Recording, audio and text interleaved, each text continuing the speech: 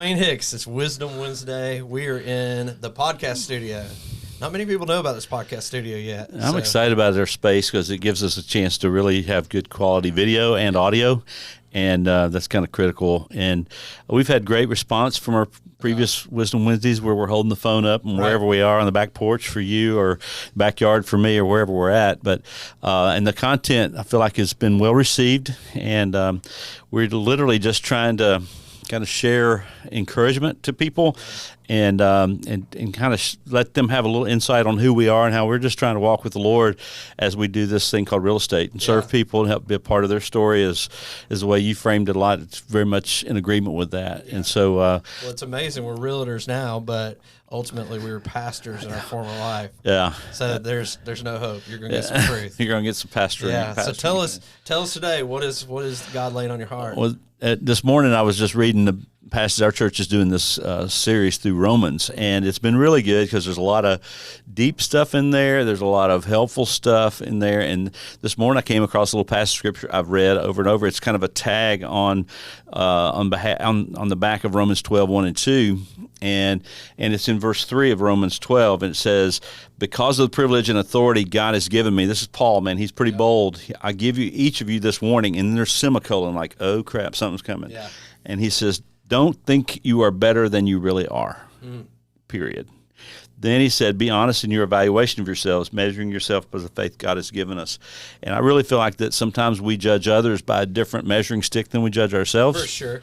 And I think this just kind of popped me in the nose a little bit. Don't think of yourself, but that you're better than you really are, Dwayne. Yeah. Don't think too highly of yourself. And so I've heard that humble pie is the pastry that's never tasty. So I think a little dose of humble pie for breakfast probably helps the whole day get better. So I have what I have, and I am who I am because of the Lord in me, and it's not because of me. That make me special, different than you. Yeah. The Lord has made you who you are. So and anyone watching this has the same opportunity to walk with Him and let Him shape their future. And so I just want to encourage people to be humble, to see other people as valuable because they're a human being. God made them. And let's don't act like we're better than we are, because we really. I mean, how can we not be humble? You talk about the Son of God. Yeah. I mean, He comes down on earth, dies upon a cross. Like, how dare we ever think that we deserve, or that we're better, or that, I mean, just with that, I think, that humility word, a lot of people are a little nervous about it, but if we can go back and reframe our minds and die to ourselves daily and say, if God, who has every bit of reason to feel that pride or to feel that He is the creator, is willing to lowly lay down His Son to die for us, I mean, who are we? Yeah, and I really think that it shapes how we look at the world. That's right, yeah. And especially because if we look through eyes of humility, we're looking around and we're looking up.